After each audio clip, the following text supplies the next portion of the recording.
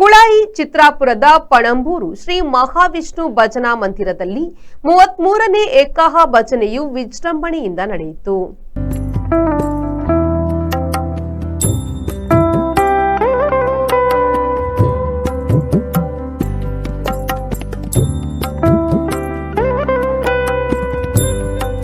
ದೇಶ ಕ್ಷೇಮೋದ್ದೇಶದಿಂದ ಸನ್ನಿಧಿಯಲ್ಲಿ ನಡೆದ ಭಜನಾ ಕಾರ್ಯಕ್ರಮದಲ್ಲಿ ವಿವಿಧ ಭಜನಾ ತಂಡಗಳು ಹಾಗೂ ಭಕ್ತಾದಿಗಳು ಭಾಗವಹಿಸಿದ್ರು.